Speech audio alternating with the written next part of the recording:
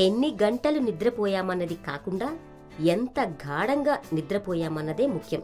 అలా నిద్ర పట్టాలంటే పడక గది కూడా సౌకర్యంగా ఉండాలి.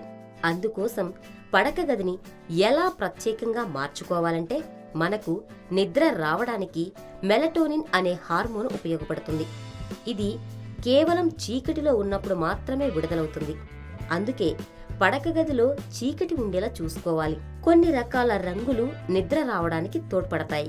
ముఖ్యంగా గులాబీ, నీలం, వంగపండు రంగులు కళ్లకు ప్రశాంతతనిస్తాయి. అందుకే పడక గదిలో ఈ రంగులతో పెయింట్ వేయిస్తే మంచిది. ముదురు రంగుల జోలికి వెళ్లకపోవడం ఉత్తమం. పరుపు మీద దుప్పట్లు, దిండ్ల విషయంలోనూ జాగ్రత్తలు అవసరం. సిల్క్ వాటికి బదులు కాటన్ వాటికే ప్రాధాన్యమివ్వాలి.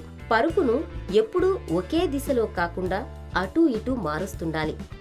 మనల్ని నిద్రలోకి తీసుకువెళ్లే అంశాల్లో వాసనలది ప్రధాన పాత్ర. లావెండర్, వెనిల్లా సువాసనలు మనస్సును ప్రశాంతంగా ఉంచుతాయి. రాత్రి పడుకునే ముందు ఈ పరిమళాలు రాసుకుంటే మంచి నిద్ర పడుతుంది. సాధారణంగా పడక గదిలో ఓ చిన్న టీవీ, కంప్యూటర్ లాంటివి పెట్టుకోవడం చాలా మందికి అలవాటు. కానీ వాటి వల్ల నిద్రపోవడం మానేసి వాటితో గడిపేందుకు ప్రాధాన్యం ఇస్తుంటాం. ఈ రెండు నిద్రకు ఆటంకంగా మారుతాయి. అందుకే పడక గదిలో అవి లేకుండా చూసుకోవాలి. బదులుగా ఓ పుస్తకం చదువుకునేలా చూసుకోవాలి. సరిగ్గా నిద్ర పట్టడానికి మనం పడుకునే పద్ధతి మీద ఆధారపడి ఉంటుంది. బోర్లా పడుకోవడం వల్ల ఊపిరితిత్తులపై భారం పడుతుంది. అదేవిధంగా ఎడమవైపు తిరిగితే గుండెపై ప్రభావం పడుతుంది. మీరు ఓ పక్కకు తిరిగి పడుకోవాలంటే కుడివైపునకు తిరిగి పడుకోవడం మంచిది.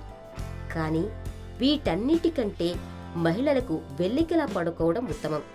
దానివల్ల శరీర భాగాలపై పడే ఒత్తిడి తగ్గి హాయిగా నిద్రపడుతుందని చెబుతున్నారు నిపుణులు. Like and subscribe eagle health and beauty.